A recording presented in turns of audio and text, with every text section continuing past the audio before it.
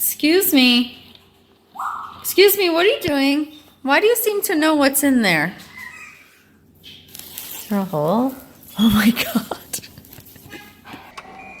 Our self-interest groups are an example of why it disturbs me sometimes when I hear people referring to the few versus the people. I hear people describe it as they're playing chess while we're playing checkers. It's not chess. It's checkers. We're playing chess by overcomplicating the happenings. Meanwhile, the few operates in the most basic of manners.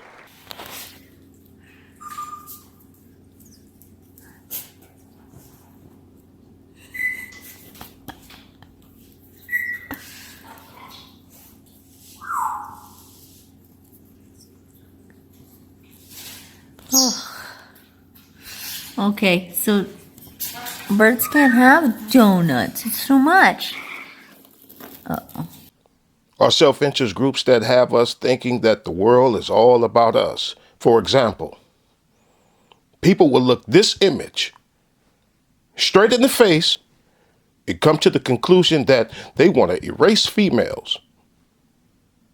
Looking dead at it, but they see a woman here, meaning, never mind the attack on men, they see a woman when they're looking at this man. Oh, okay, that's not going to go over very well. Whoa.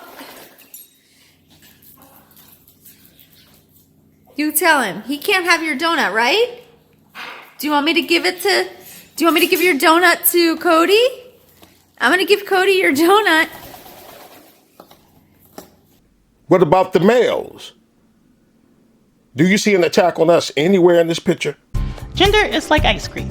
There are many, many flavors. So look out, world.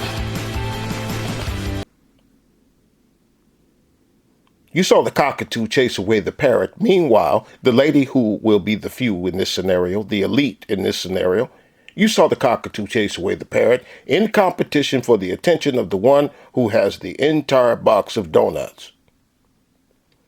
And here's an example of our self-interest mindedness that will be the death of us all if we don't unfuck ourselves real quick. Here's an example of that.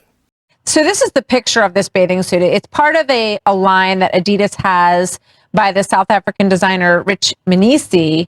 And he says it's all about let love be your legacy. But what does this image say to you, Riley? What the image says to me is that women don't matter, is that we're not good enough to model even our own swimsuits made specifically for women. And something I just find so ironic, a couple things.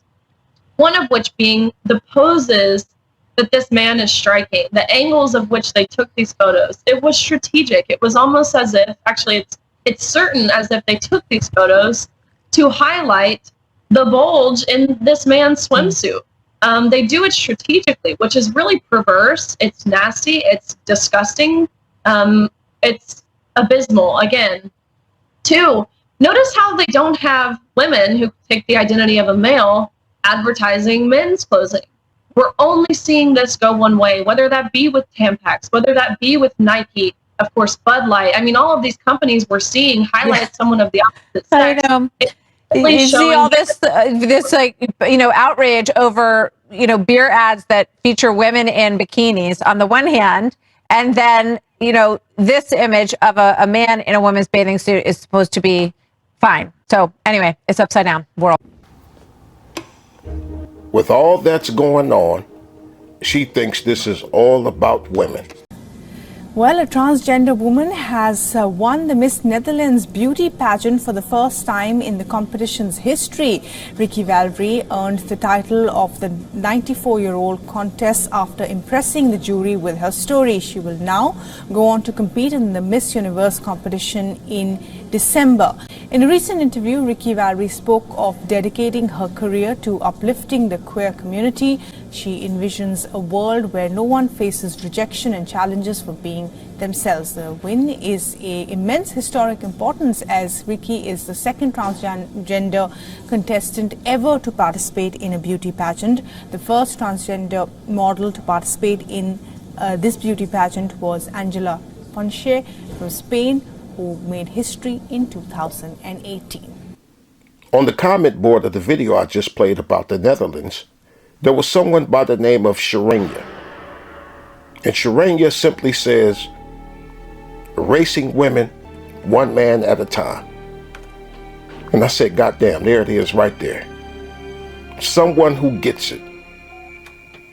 I'm assuming that Sharanya has seen all of those comments saying, they're erasing women, they're erasing women, they're erasing women. The synthetic embryos are similar to those in the earlier stage of human development. Now, scientists say these could provide a crucial window into the impact of genetic disorders and biological causes of recurrent miscarriage. The aim for this research is to understand what scientists refer to as the black box period of development. It is called so because scientists can cultivate embryos in labs up to a legal limit of 14 days. After this, they have to pick later on by looking at pregnancy scans and embryos donated for research. Scientists say they have created synthetic human embryos. They say they bypass the need to use sperm and eggs and use stem cells to create the embryos. Bypass the need for sperm and egg. And of course, disguising their evil intentions under the veil of helping people. Of course, it's always to help us. But bypass the need for sperm and egg. Let me repeat that. Bypass the need for male and female. One more time. Bypass the need for human beings. But no matter what's been going on these past 5-6 years, it seems that not enough people, or not enough of the right people, want to see the human species as being the target. And the few doesn't need to utilize rocket science or chess here. All they need to know is us and how self-centered we are. That's checkers. Jersey, you can't. You can't have the donut, baby. Okay, time to move them. Stop. I have to take them away, okay? All right? Put them over here. Yeah, eat fruit. That's better. Let's have some fruit. Good girl. See, isn't that better for you? Have some of that. A little bit, okay?